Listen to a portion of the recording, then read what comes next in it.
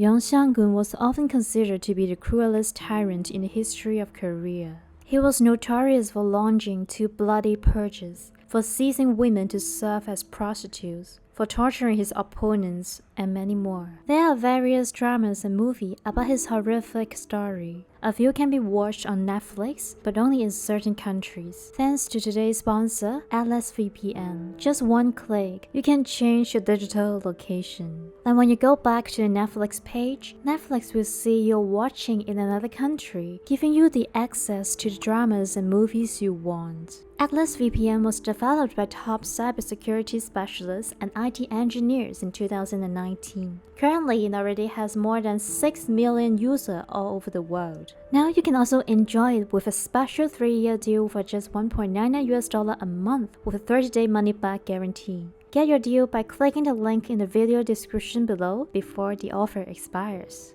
Also, with Atlas VPN, you can protect your devices by blocking all the malicious links, ads, and trackers. It will notify you when someone is trying to steal your data. It also keeps your Google searches in private. You can search the web without tracking your activity. Moreover, while shopping online, you can get the best deals including online subscriptions, airlines, hotel, and more. Now with only one subscription, you can protect all your devices, unlimited devices. Most importantly, Atlas VPN is running a huge discount, making it the most affordable VPN deal in the market. Now you can enjoy it for just $1.99 per month with a 30-day money-back guarantee. Time is running out, so get your deal by clicking the link in the video description below.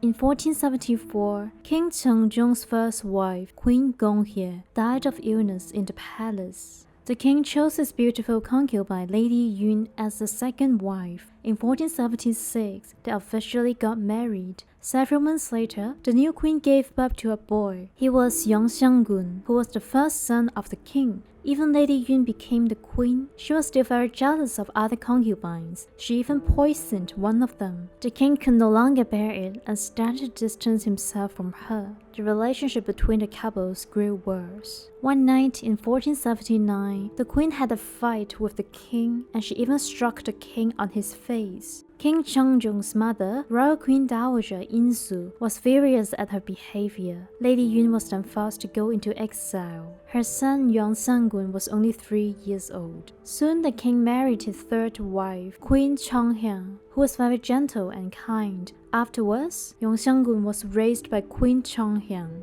In 1484, Yeonsangun became the crown prince at the age of 8. In 1494, the king died. The 19-year-old Yeonsangun came to the throne. At the beginning, he still had political passions. He was diligent in consolidating national defense and he cared for the people. However, he soon lacked interest in state affairs. At the same time, 2 main political factions were struggling for power in the palace. They were Honggu faction and Salim faction. The Honggu faction had been holding key positions in the court, while the Salim faction was the newcomer who advocated social reform. Soon after Yeonsangun took the throne, the Honggu faction incited the king to eliminate the Salim faction. They accused the Salim faction of portraying the previous king Sado as the one who seized the throne when they recorded the history of the kings. They told Yeonsangun that the Salim faction might also regard him as a historical sinner. Eventually, they successfully incited the king's hatred and anger. Over 13 members of the Salim factions were killed or banished. It was known as the First Literary Purge. When Yeonsangun was still a little boy, his mother was expelled. He grew up believing that Queen Cheorin was his real mother. But in 1504, he finally learned that his biological mother was Lady Yun, who was forced to go into exile and was finally poisoned to death. An official, Yeonsan, even told Yeonsangun the details of his mother's death and showed him a piece of bloodstained clothing of his mother. Yeonsangun was shocked and furious. He posthumously honored his mother as Queen Cheorin. Then he began to take revenge for his mother by mounting a massive purge of people who contributed to his mother's death. He beat to death 2 of his father's concubines, 2 sons of the concubine, 26 ministers, and the officials who supported the execution of his mother were also sentenced to death. He even ordered to open the grave of the dead officials and cut off the head of their corpse. Later, he also punished those who were at the court at that time and did not try to protect his mother. Meanwhile, the informer and his allies were promoted and rewarded. This came to be known as the Second Literati Purge. Since then, Yeonsangun started his uncontrollable and debauched life. Yeonsangun was not interested in Confucianism or Buddhism, so he burned and destroyed many temples. He indulged in hunting that he even converted the Royal University into a hunting ground. He also demolished a huge residential area in the capital and evicted 20,000 residents just for building his hunting ground. Many people were forced to work on these huge projects. Because the people criticized him with posters written in Hangul, a Korean alphabet, Yeonsangun banned the study and publication of the script in 1504. When more and more officials protested against his actions, the king abolished the office of censors, whose function was to criticize the inappropriate actions of the king. Yeonsangun also liked to torture people who opposed him. He established various cruel torture methods such as low slicing and roasting, so that no one dared to mention it to him. One day, the chief eunuch tried to convince him to reveal his policies. Unfortunately, the king was irritated. He then killed him by shooting arrows and cutting off his limbs. As time went on, the king was totally overcome with emotion. His mood seemed to go from one extreme to another. Sometimes he was happy and sometimes he was sad. His behavior gradually became uncontrollable. Yeonsangun soon became a womanizer. He appointed officials to the countryside to find beautiful women and forced them to enter the palace to be official prostitutes. Good-looking women, no matter they were married or not, were forced to enter the palace. The selected women would be classified according to their age and appearance for the king to choose. These official prostitutes would then be trained and sent to the hall for the king's entertainment.